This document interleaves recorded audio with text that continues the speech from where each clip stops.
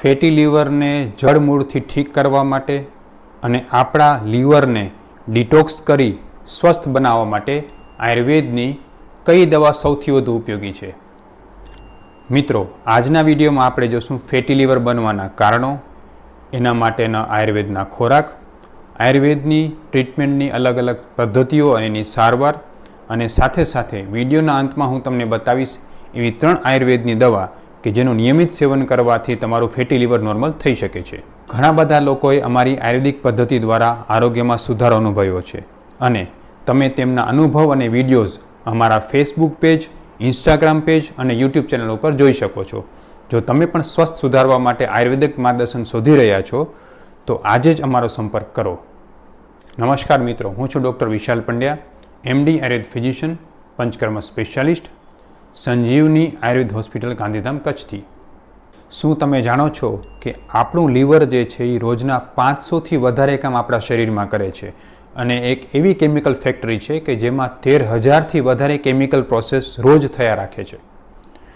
આપણા શરીરમાં લીવર જે છે એ આપણે ઝેર સામે ઉપયોગી છે, બોડીને ડિટોક્સ કરે છે અને કોઈ પણ સમયે જો ઝેર શરીરમાં પ્રવેશે તે સૌથી પહેલાં લીવર એની સામે ફાઇટ કરીને શરીરમાંથી બહાર કાઢી નાખે છે. લીવર ખોરાકને એનર્જીમાં બદલે છે, એટલે જ્યારે પણ આપણે ખોરાક લઈએ છીએ એનું મેટાબોલિઝમ પૂરેપૂરું લીવરમાં થાય છે અને ત્યાંથી વિટામિનને બધા તત્વો છૂટા પડે છે અને શરીરના અંગો સુધી પહોંચે છે. લીવર આપણે બીમારીઓથી રક્ષણ આપે છે, જે આપણા ઇમ્યુન સિસ્ટમ માટે ખૂબ જ જરૂરી છે. લીવર જે લોહીને શુદ્ધ કરે છે અને ફિટ રાખે છે. આયુર્વેદમાં પણ એવું કહ્યું છે કે લીવર જે છે એ રક્તનો આશય છે, એટલે એમાંથી લોહી બને પણ છે. પિત્તનો આશય છે, એટલે એમાંથી પાચન માટેનું પિત્ત પણ બને છે. લીવર આટલા બધા અનેક પ્રકારના કામ કરે છે, છતાં પણ જો આપણું આ રસોડું એટલે કે લીવર જો બીમાર થાય તો શરીરના અનેક પ્રકારની પ્રોસેસ ખોરવાઈ જાય છે. પણ જેટલું આપણે ધ્યાન આપણા હાર્ટ ઉપર કે આપણી કિડની ઉપર દઈએ છીએ એટલું ધ્યાન આપણે આપણા લીવર ઉપર દેતા નથી. એને જ કારણે ફેટી લીવર નામનો રોગ સમાજમાં વ્યાપી રહ્યો છે, કારણ કે એની જાગૃતિ નથી. અને એ જાગૃતિ લાવવા માટે અને એમાં આયુર્વેદ જ એકમાત્ર એવી ટ્રીટમેન્ટ છે કે તમને સારામાં સારું પરિણામ આપી શકે છે, એ તમને સમજાવવા માટે, આયુર્વેદને અપનાવવા માટે ફેટી લીવરનો ડિટેલ વિડીયો હું આજે તમારી સમક્ષ મૂકી રહ્યો છું. સૌથી પહેલાં તો આપણે એ જોઈએ કે ફેટી લીવર છે શું. મિત્રો, નોર્મલ રીતે લીવર જે છે એ ફેટનો સંગ્રહ કરે છે, એટલે ચરબીનો સંગ્રહ કરી રાખે છે અને જ્યારે પણ આપણા શરીરને જરૂર હોય, જ્યારે આપણે વધારે ભૂખ્યા રહીએ કે શરીરને કોઈ ઉપવાસ કરવાનું થાય, ત્યારે જ્યારે ઉર્જાની જરૂર હોય ત્યારે લીવર એ ફેટને માંથી ગ્લુકોઝ બનાવે છે અને આપણા શરીરને ઉર્જા પૂરી પાડે છે. પણ જ્યારે જરૂર કરતાં વધારે ફેટનો સંગ્રહ લીવરમાં થઈ જાય ત્યારે એને ફેટી લીવર કહેવામાં આવે છે. સામાન્ય રીતે લીવરમાં ફેટનું પ્રમાણ 5%થી ઓછું હોવું જોઈએ. જ્યારે 5%થી વધારે પ્રમાણમાં લીવરમાં ફેટ જમા થાય છે એને આપણે ફેટી લીવર કહીએ છીએ. મિત્રો, સામાન્ય રીતે આપણે એવું માનતા હોઈએ છીએ કે જે લોકો નિયમિત રૂપથી દારૂ એટલે કે આલ્કોહોલનું સેવન કરે છે એમને લીવરના પ્રોબ્લેમ થાય છે. પણ આજકાલ એનાથી ઉલટું જોવા મળે છે. જે લોકો મોટે ભાગે ક્યારે પણ એણે આલ્કોહોલ ચાખ્યો પણ ન હોય એવા લોકોને પણ લીવરમાં ફેટ જમા થઈને ફેટી લીવરના પ્રોબ્લેમ વધતા જાય છે. એટલે જ આધુનિક મેડિકલ સાયન્સ પ્રમાણે ફેટી લીવરના 2 પ્રકાર છે. આલ્કોહોલિક ફેટી લીવર એટલે કે વધુ પડતું આલ્કોહોલનું સેવન કરવાને કારણે થતો ફેટી લીવર, અને બીજું છે નોન આલ્કોહોલિક ફેટી લીવર એટલે કે જ્યારે તમે કોઈપણ પ્રકારનું આલ્કોહોલ સેવન નથી કરતા પણ તમારી ડાયટ કે લાઇફસ્ટાઇલના પ્રોબ્લેમને કારણે તમારું લીવરમાં જ્યારે ફેટ જમા થાય છે એને નોન આલ્કોહોલિક ફેટી લીવર કહેવામાં આવે છે. અત્યારના ચિકિત્સકો કે ડૉક્ટરો માટે સૌથી મોટો દુખાવો બન્યો છે આ નોન આલ્કોહોલિક ફેટી લીવર, જે ખરેખર જાણવો જરૂરી છે અને એનો ઉપચાર વહેલી તકે કરવામાં આવે તો અનેક રોગોથી બચી શકાય છે. હવે આપણે જોશું ફેટી લીવર બનવાના 5 મુખ્ય કારણો. સૌથી પહેલું કારણ છે તમારો ફોલ્ટી આહાર. એટલે કે જો તમે તમારા ખોરાકમાં વધુ પડતું તળેલું, બજારું ખોરાક કે જે વધારે પડતું તળેલો ખોરાક હોય, એક્સ્ટ્રા ફ્રાઈડ હોય, અથવા તો તમે એવો ખોરાક સેવન કરતો જે પ્રોસેસ ફૂડ હોય, ટીન પેક ફૂડ છે, પ્રોસેસ ફૂડ છે, પીઝા, પાસ્તા વગેરે જે પ્રોસેસ ફૂડ છે એ પણ જે છે એ ફેટી લીવર બનાવે છે. અને સાથે સાથે જો તમે વધુ પ્રમાણમાં જે છે એ તળેલું, વધુ પડતું ઘી કે ચીકાશવાળું, વનસ્પતિ ઘી કે પામ ઓલિવમાંથી બનેલી પદાર્થો, બજારની મીઠાઈઓ વગેરેનું વધારે પડતું સેવન કરો છો તો તમને ફેટી લીવર થઈ શકે છે. અથવા તો તમે વધુ પડતું મિષ્ટાન ખાઓ છો તો આ વધારાની સુગર પણ ફેટ સ્વરૂપે લીવરમાં જમા થાય છે અને ફેટી લીવર બનાવે છે. ખાસ કરીને જે લોકો વધુ પડતું સોફ્ટ ડ્રિંકનો પ્રયોગ કરે છે એ લોકો પણ ફેટી લીવરના બહુ ઝડપથી શિકાર બને છે, કારણ કે એમાં વધારે માત્રામાં સુગર એટલે કે ખાંડ આવે છે. બીજું કારણ છે સેડન્ટરી લાઇફસ્ટાઇલ, એટલે કે જે લોકો ખૂબ જ આરામદાયક જીવન જીવે છે, કસરત કરતા નથી, એમના શરીરમાં પણ વધારાની ચરબી જમા થાય છે લીવરમાં અને એને કારણે ફેટી લીવર બને છે. ત્રીજું કારણ છે વધુ પડતું આલ્કોહોલનું સેવન. જે મેં તમને પહેલાં પણ કહ્યું, વધારે આલ્કોહોલ લેશો તો એની પ્રોસેસ થશે લીવરમાં અને લીવરમાં એ પ્રોસેસ થવાને કારણે ફેટ વધારે પડતી જમા થઈ જાય છે. ચોથું અને ખાસ જાણવા જેવું કારણ છે વધુ પડતી દવાઓનું સેવન, ખાસ કરીને પેનકિલર અને સ્ટીરોઇડ્સ જે લોકો વધારે પ્રમાણમાં લે છે અને સતત લે છે. ઘણા લોકો ચણા મમરાની જેમ દુખાવાની ગોળીઓ ખાતા હોય છે, એવા લોકોને ફેટી લીવર થવાનું જોખમ ખાસ રહેલું છે.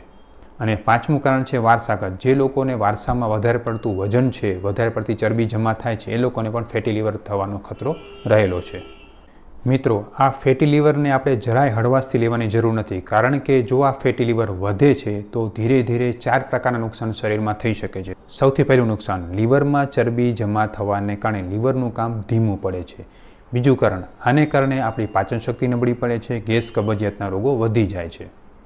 ત્રીજું છે, જો વેલેસર સારવાર કરવામાં ના આવે, સિરોસિસ એટલે કે સિરોસિસ ઓફ લીવર થાય છે, જેને કારણે લીવર ખૂબ ડેમેજ થઈ અને પોતાનું કામ કરવાનું સાવ બંધ કરી દે છે.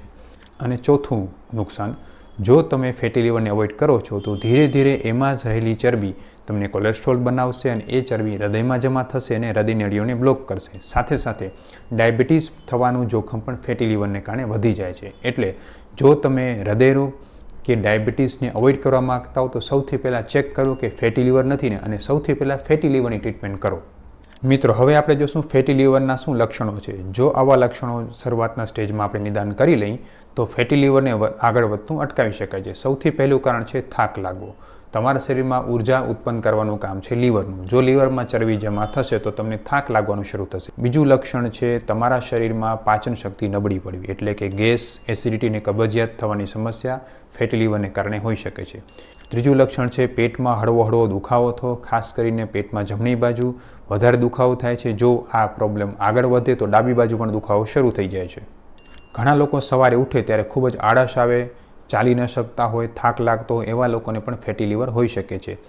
હવે જો આ ફેટી લીવર બહુ વધે તો એનાથી આપણે કમળો થઈ શકે છે, શરીરમાં સોજા આવી શકે છે, અથવા તો ઘણીવાર વજન ખૂબ વધી જાય છે, કાં તો વજન ખૂબ ઘટી જાય છે. આ બધા લક્ષણો જો તમારામાં જોવા મળતા હોય અથવા તો આમાંથી કોઈ પણ એક લક્ષણ પણ મળતું હોય તો તમારે ફેટી લીવરની તપાસ જરૂર કરાવવી જોઈએ. હવે આપણે જોશું કે ફેટી લીવર માટે કયા પ્રકારના લેબ રિપોર્ટ કરાવવા જોઈએ. તો મિત્રો, ડૉક્ટર મોટે ભાગે જે છે લક્ષણોના આધારે ફેટી લીવરનું નિદાન કરી શકતા નથી, એટલે એના માટે સૌથી બેસ્ટ ઉપાય છે સોનોગ્રાફી કરાવવી. સોનોગ્રાફી કરાવવાથી આપણે ખબર પડે છે કે કયા ગ્રેડનો ફેટી લીવર છે ને ફેટી લીવર છે કે નહીં. બીજો રિપોર્ટ છે લીવર ફંક્શન ટેસ્ટ બ્લડમાં કરાવવા જોઈએ, જેથી આપણે ખબર પડે કે લીવરની કોઈ કાર્યપ્રણાલી ફેટી લીવર બનવાને કારણે ખોરંભાણી છે કે નથી ખોરંભાણી. ત્રીજો છે ફાઇબ્રોસ્કેન. બહુ એડવાન્સ સ્ટેજમાં ફેટી લીવર હોય ત્યારે ફાઇબ્રોસ્કેન કરવામાં આવે છે. ફાઇબ્રોસ્કેન એ એક પ્રકારની સોનોગ્રાફી છે, જેના આધારે આપણે એ ખબર પડે છે કે ફેટી લીવર બનવાને કારણે લીવરને શું નુકસાન થયેલું છે અને એ નુકસાન કેટલા પર્સન્ટેજમાં થયેલું છે. મિત્રો, હવે આપણે વાત કરશું ફેટી લીવરની આયુર્વેદ સારવારની. મિત્રો, આ રોગને ગંભીરતાથી લેવાની જરૂર એટલે છે કે મોટે ભાગે મોડર્ન મેડિકલ સાયન્સમાં લીવરને સુધારનારી દવાઓ ખૂબ જ ઓછી છે. એટલે આયુર્વેદ માટે લીવર એટલે ખૂબ જ સરળ રીતે ટ્રીટ કરી શકાય એવું ઓર્ગન છે, કારણ કે આયુર્વેદની દરેક દવાઓ લીવર ઉપર અસર કરે છે. આના માટેના ઘણા બધા મોડર્ન મેડિકલ રિસર્ચ પણ થયેલા છે. સૂંઠ છે, ગોખરું છે, ગળો છે, આવા અનેક પ્રકારના રસાયણો છે, આમળા છે, ભૂમિ આમલકી છે, આવા અનેક આયુર્વેદ ઔષધો આપણા શરીરમાં લીવરને મજબૂત કરે છે અને ફેટી લીવરને જડમૂળથી દૂર કરી શકે છે. આજે આપણે લીવરની આ સારવાર વિશે પૂરેપૂરું જોશું. ફેટી લીવરને દૂર કરવા માટે આયુર્વેદના 3 સૂત્ર હું તમને આજે સમજાવવા માગું છું, જે તમે બરોબર પાકા કરી લો અને કરશો તો તમારું લીવર ક્યારેય બીમાર નહીં થાય. સૌથી પહેલું, તમે હેલ્ધી લાઇફસ્ટાઇલ અપનાવો, એટલે કે સવારે વહેલા ઉઠો, રાત્રે વહેલા સૂવો. આવું કરવાથી આપણો બાયોક્લોક વ્યવસ્થિત થાય છે અને મેટાબોલિઝમ સ્પષ્ટ રહે છે, જેને કારણે લીવરમાં ફેટ ઓટોમેટિકલી દૂર થવા માંડે છે. સાથે સાથે અતિશય કકડીને ભૂખ લાગે ત્યારે જ જમો અને ભૂખ કરતાં થોડું ઓછું જમો. ઘણા લોકો જે છે કોઈ પણ સમય જમી લેતા હોય છે, આને કારણે પણ લીવરમાં ચરબી વધારે જમા થાય છે. એટલે કકડીને ભૂખ લાગે ત્યારે જ જમવું જોઈએ. રાત્રે મોડા ન જમો. જે લોકો રાત્રે મોડા જમે છે એવા લોકોમાં પાચન ધીમું થઈ જાય છે, અને ખાસ કરીને જો તમે રાત્રે કોઈ ભારે પદાર્થ જમો છો તો એ ખૂબ જ સ્લોલી ડાયજેસ્ટ થાય છે. મોડા જમવાને કારણે એમાં અપચો થાય છે, અને આ બનેલો આમ એટલે કે અપચો તમારા લીવરને સૌથી વધારે ખરાબ કરે છે અને એમાં ફેટને જમા કરાવડાવે છે. મિત્રો, મેં મારી ક્લિનિકલ પ્રેક્ટિસમાં ફેટી લીવર બનવાનું સૌથી મોટું કારણ જોયું છે બેઠાડું જીવન અને સાથે સાથે જે છે એ બહારનું ખોરાક.